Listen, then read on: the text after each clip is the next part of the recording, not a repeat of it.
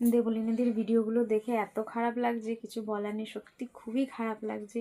বলতে নেই, আমি ভাবতাম না যে আজ 4টে সাধারণ মানুষের জীবনে, মানে আমাদের মতন সাধারণ মানুষের জীবনে, সাধারণ মানুষের লাইফে এইসব জিনিসগুলো হয়। পয়সার অভাবে, সত্যি কথা বলতে যেটা ফ্যাক্ট, পয়সার অভাবে হয়। কিন্তু মানে সেলিব্রিটিদের লাইফেও যে এই জিনিসগুলো হয়, মানে এই একটা দেখা যাকে বলে, হয়েছে অনেকের হয়েছে, হতে পারে, কিন্তু বলতে নেই এত মিষ্টি একটা মেয়ে, আর এত সুন্দর ওদের বিয়ে, কিংবা ওনার হাজবেন্ডকেও কি সুন্দর দেখতে, মানে বলে না যে বাইরে দিয়ে দেখে বিচার করা উচিত না, মনের ভেতরটাও ঝাঁকতে হয়।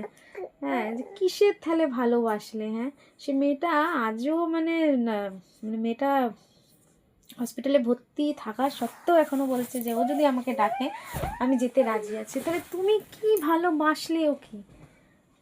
ও এই কথাটা বলে না, ও অনেক বড় মনের মানুষের পরিচয় দিল।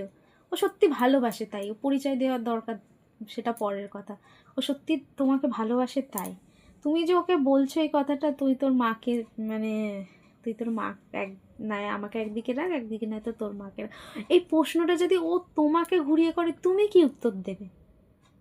ও হয়তো করবে না কোনো দিন, ও জানে মা কতটা মূল্যবান, কিংবা মা কি মানে কারোর লাইফে, সবার সবার লাইফে মা কতটা ইম্পর্টেন্ট সবাই বোঝে, কিন্তু তুমি বুঝলে না। আজকালকার পড়াশোনা শিক্ষিত ছেলে হয়ে তুমি কি করে ওকে বলছো? আশ্চর্য ব্যাপার।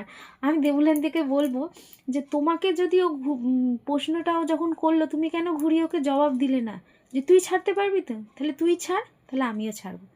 ওটা ওকে করতে পারতে। যাই হোক, ও ওরকম করবে না, এটা করে নিজের মানে নিজেকে নিজেই ছোট করে। এইরকম প্রশ্ন যখন যে কাউকে করে, মানে তাকে তার মানসিকতাটা কতটা ছোট তাতেই বোঝা যায়। তোমার কাছে তোমার মা যদি ইম্পর্টেন্ট হয়, নিশ্চয়ই ওর কাছে ওর মা ইম্পর্টেন্ট হবে, তাই না?